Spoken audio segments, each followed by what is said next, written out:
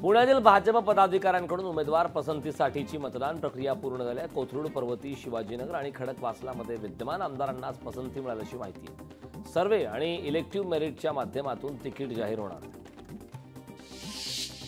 लातूरकरमध्ये 34वी राज्यस्तरीय वरिष्ठ गट महिला व पुरुष यांची टांगकीवादो स्पर्धा ही संपन्न झाली। या स्पर्धेमध्ये पुणे जिल्ह्यातील सर्वसाधारण विजेतेपद संभाजीनगरला उपविजेतेपद मिळाले, तर रत्नागिरीचा तिसरा क्रमांक आला। विधानसभा निवडणुकीमध्ये 60 जागा आम्ही मनोज जरांगे पाटील यांच्या पाठिंब्याने लढणार अशी माहिती आरपीआयचे अध्यक्ष राजरत्न आंबेडकर यांनी दिली। आमचा मुख्यमंत्री पदाचा चेहराही जरांगे पाटील असतील असंही आंबेडकर यांनी म्हटलं। यवतमाळच्या कळंब येथे शेतकऱ्यांच्या प्रश्नांसाठी मवियाच्या वतीनं जनाक्रोश मोर्चा काढण्यात आला। नुकसान भरपाई, पीक विमा यांसारख्या विविध मागण्यांसाठी तहसील कार्यालयावर धडक मोर्चा काढण्यात आला। सातारा जिल्ह्यात परतीच्या पावसाला धुमाकूळ घातलाय। पुणे सातारा महामार्गावर सर्व्हिस रोडवर पाणी साचल्याने वाहतुकीचा अडथळा निर्माण झालाय। पुण्यातून वाट काढताना वाहन चालकांना मोठी कसरत त्या ठिकाणी करावी लागते। कोल्डप्लेच्या तिकीट काळा बाजार प्रकरणी आता सायबर पोलिसांची मदत घेतली जाणार आहे। या प्रकरणी बुक माय शोच्या अधिकाऱ्यांनी तिकीट आणि पैशासंदर्भातली माहिती देण्याच्या सूचना दिल्यात। सर्व तिकीट एकाच कंपनीला विकल्यासंदर्भात पोलीस शोध घेत आहेत। भिवंडी महानगरपालिका क्षेत्रातील नारपोली गाव येथील चौकास अण्णाभाऊ साठे यांचं नाव देण्याची मागणी मनसेकडून होत आहे। मनसेचे सुशील आवटे यांनी नामांतरणासाठी महापालिकेबाहेर आमरण उपोषण पुकारलं। जळगावात आरक्षण वर्गीकरण या विविध मागण्यांसाठी मातंग समाजाच्या वतीने जळगाव येथे रास्ता रोको आंदोलन करण्यात आले। या रास्ता रोको आंदोलनादरम्यान मातंग समाजाच्या काही पदाधिकाऱ्यांनी पत्रकारांना अरेरावी केल्यामुळे मोठा गोंधळ उडला। वर्ध्याच्या सेलू येथे महाविकास आघाडीच्या नेतृत्वात शेतकऱ्यांकडून जनाक्रोश धरणे आंदोलन करण्यात आले, तर शेतकऱ्यांच्या विविध मागण्यांसाठी हे आंदोलन करण्यात आले। आंबा काजू विमा नुकसान रक्कम जाहीर करण्यास शासन विमा कंपनी टाळाटाळ करत आहे, त्यामुळे आता संबंधित विमा कंपनीकडून दंड आणि व्याजासहित नुकसान भरपाई शेतकऱ्यांना मिळावी अशी मागणी शेतकरी वर्गातून करण्यात आली।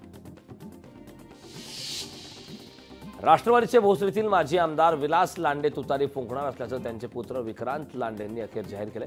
आजच्या शरद पवार यांच्या भेटीनंतर विक्रांत लांडेंनी आपल्या प्रवेशावर शिक्कामोर्तब झाल्याचं स्पष्ट केलं।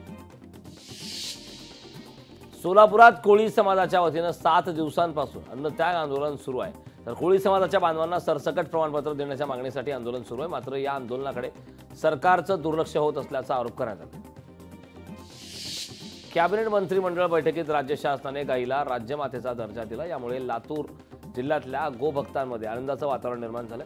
गोभक्तांनी लातूरातील गांधी चौकात गोमातेचं पूजन करून आणि पेढे वाटून आनंदोत्सव साजरा करण्याचं शासनाचे आभार मानले। शिवसेनेचे अमरावती जिल्हा प्रमुख गोपाल अरबट यांच्या गाडीवर गोळीबार झालाय। या प्रकरणाशी माझा संबंध नाही असं वक्तव्य अरुण पडोळे यांनी केलं।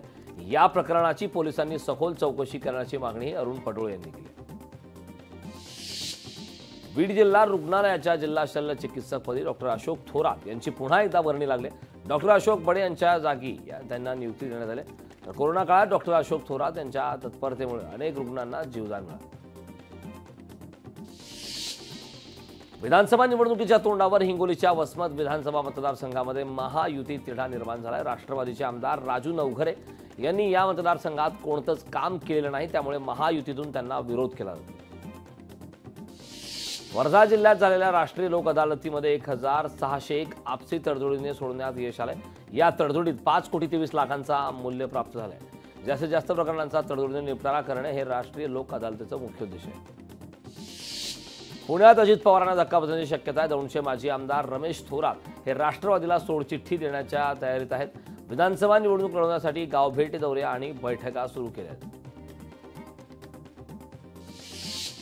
माढ्याचे आमदार बबनदादा शिंदे यांना राष्ट्रवादी शरद पवार पक्षातून विरोध होताना बबन शिंदे यांनी शरद पवारांची भेट घेतली होती। त्यांच्या भेटीनंतर 24 तासाच्या आतच विरोधक आक्रमक झाल्याचं पाहायला मिळालं। राज्यातील कोतवालांच्या मानधनात 10% वाढ करण्याचा निर्णय राज्य सरकारने घेतलाय। मात्र हा निर्णय अन्यायकारक असल्याचा आरोप कोतवाल संघटनेकडून करण्यात आला। लोकशाही मराठी ऐका, पहा, जागरूक रहा।